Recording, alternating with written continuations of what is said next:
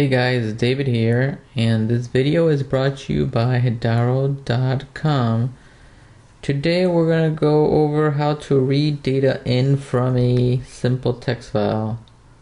So I have a text file here.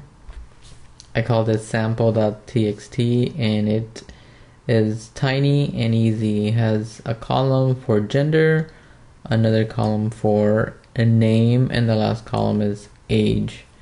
I saved it in the same location as the notebook I'm gonna run, and let's just see how this works. So let's head over to our notebook and let's import pandas. Once we got pandas, let's take a look at the version. Make sure you're working with 23.4 so that you can replicate my results exactly. Alright, so how are we going to read this text file?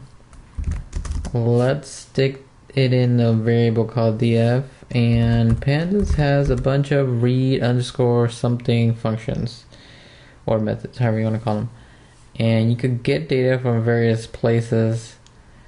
Now they don't exactly have read from a text file, but if you use the read CSV one, it'll actually work out. Now the read CSV, I might have explained it before, it has a whole bunch of parameters and it makes it really robust, but for our case we're going super basic and we're just gonna use the name of the file, and that's about it. Sample .txt. And we're gonna print the data frame. And let me see if I do a side by side here. So if you can see this data frame and the text file I just pulled it from, it did it just like we expected it. The first column, the Pandas assumes from the get-go that's gonna be your column names. It pulled them in and it put everything under the right column. So that is excellent. Now the next thing you should do is always take a look at .info, your data frame .info, just to take a look at what's inside. So we got 20 rows, and one thing I noticed here that's wonky, looks wonky, is if you notice the name and the age, it looks like they came in with a little extra space behind them. So let's see if we can fix that quickly. So we'll go df.columns, and if you run this, oh, there you go, you'll see that there's a space here behind name and behind age.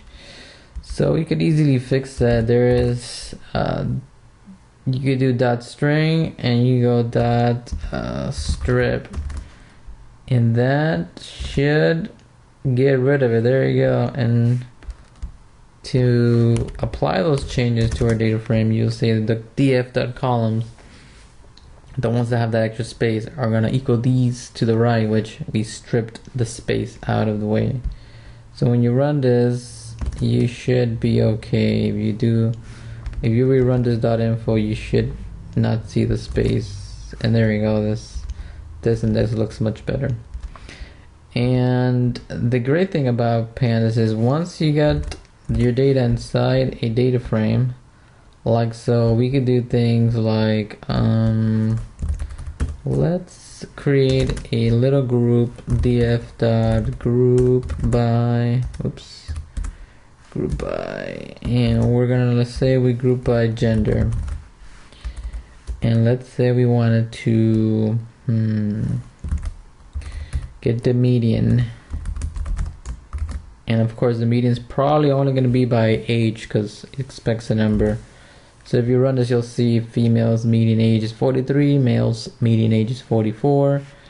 If you want to put a bunch of statistics and slap them together, you could use the ag feature here, and you could do median, and we could add the minimum, and we could add the max.